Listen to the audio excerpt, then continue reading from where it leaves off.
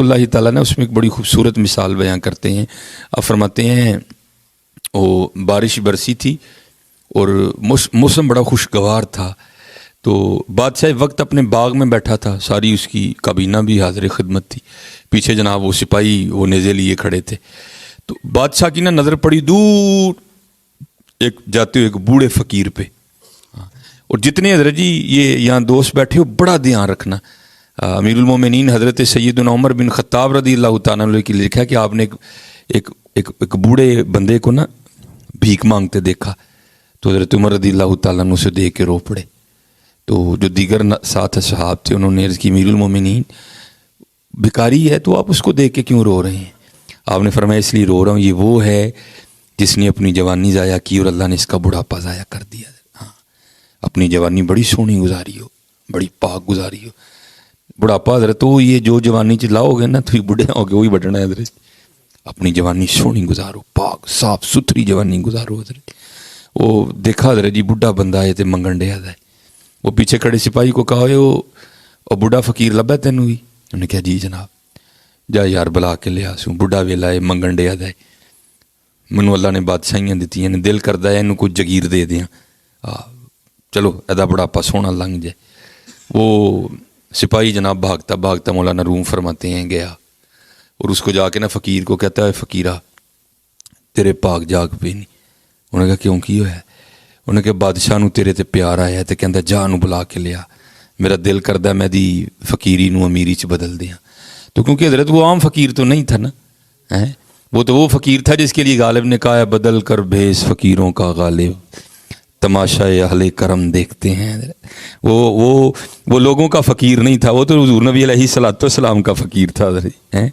اس نے کہا بھائی اپنے بادشاہ کو جا کے کہے تجھے تیری بادشاہی سلامت مبارک، اوے ہمیں فقیر ہی رہنے دے.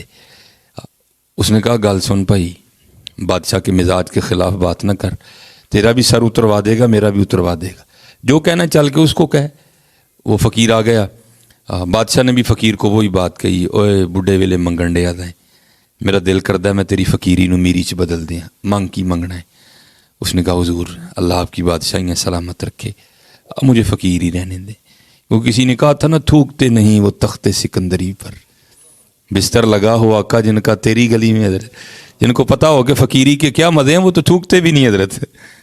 لیکن بادشاہ تھا نا بات مزاج کے خلاف ہوئی، غصہ آ گیا. اس کو کہتا ہوں میں جو کہہ رہا ہوں مانگ، تو کون ہوتا ہے انکار کرنے والا؟ مانگ.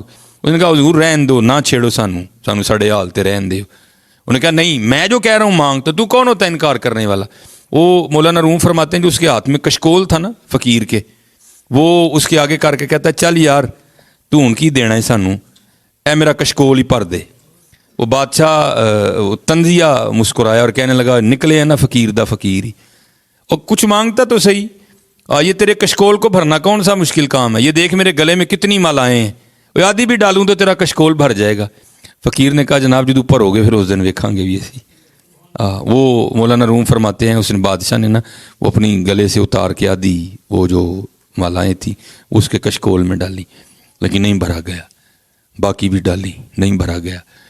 وہ ساتھ وزیر کھڑا تھا، اس کو کہا تم ہی پا جو کچھ ہے، انہیں بھی پایا نہیں بھری گئی. نال دے نے کہا تم ہی پا، نہیں بھری گئی. سب نے ڈال دیا لیکن کشکول نہیں بھرا گیا. اب کشکول چھوٹا سا، اتنا کچھ ڈال دیا بھرا نہیں گیا. بڑا حیران ہوا.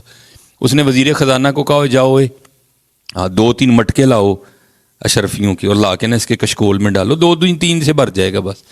مولانا روم فرماتے ہیں 2-3 سے کیا بھرنا تھا، بادشاہ کا سارا خزانہ فقیر کے کشکول میں ڈال دیا، بھرا پھر بھی نہیں گیا.